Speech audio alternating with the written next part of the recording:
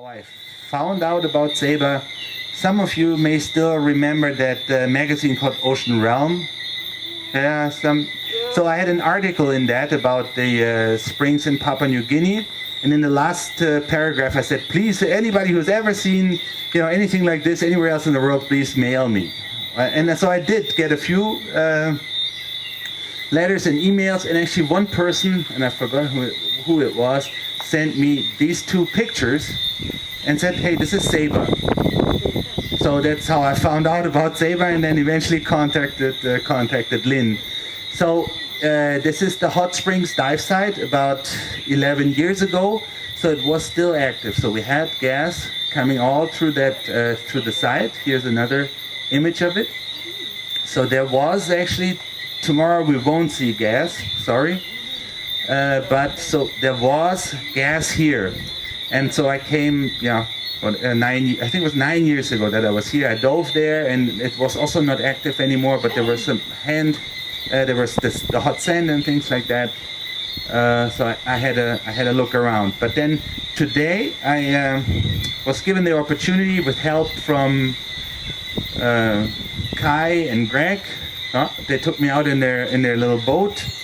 We went all the way up to Green Island, and I learned that this is actually a place not a lot of people get to go to because most of the time it's too rough. But I got there, and I want to show you a little bit about this, about Green Island. So while we haven't found so many hot springs underwater in Saba, they must be here.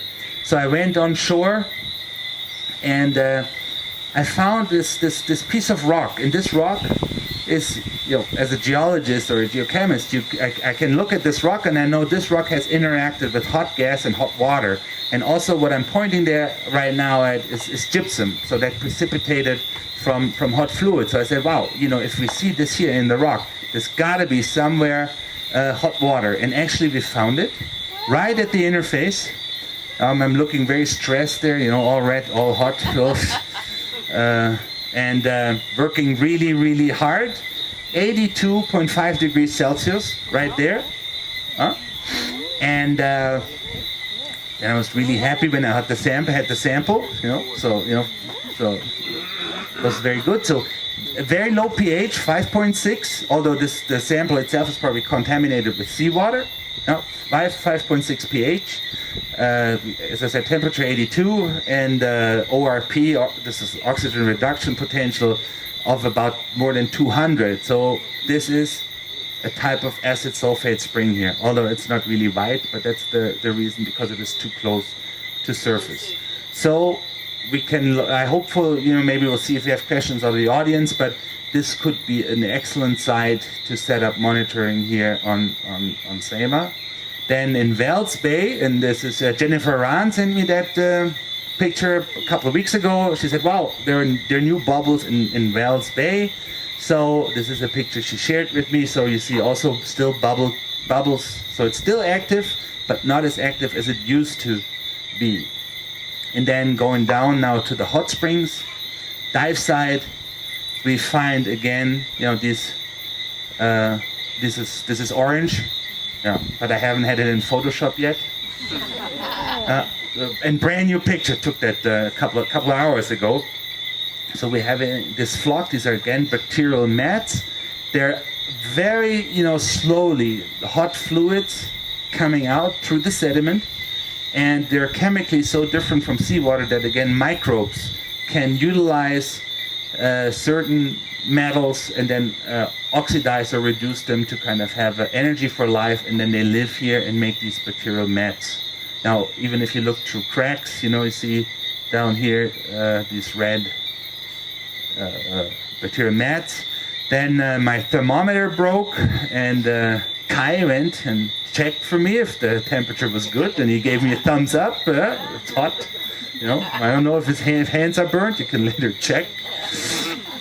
And so I went in and got a sample. And then I did something, you shouldn't do, I'm not a good example, you're not supposed to touch the reef. But, if you work in the coral reef, you can't help it, to take a sample, and this is actually how I injured myself. So I don't have to tell the story now 60 times. got a good sample.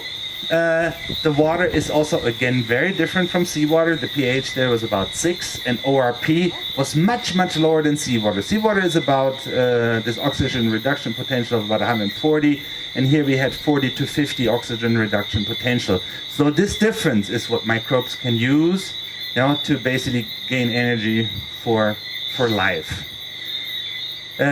So with that, before showing you the movie, I want, I don't know if you can imagine, but all the work that I showed you about, you can't do yourself. You need, good people that help you.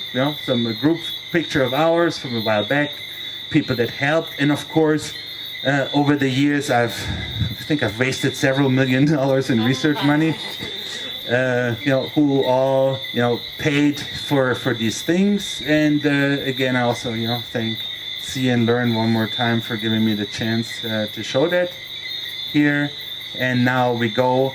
What I want to show you right now is when you take a really fancy, nice liveaboard cruise somewhere and you pay, several $1,000s for that. At the end, you get a video, right, of your experience. So actually, Patrick from Peter Hughes and I, we did for our research exactly such a movie. So you see a Peter Hughes research kind of movie about our work in Papua New Guinea.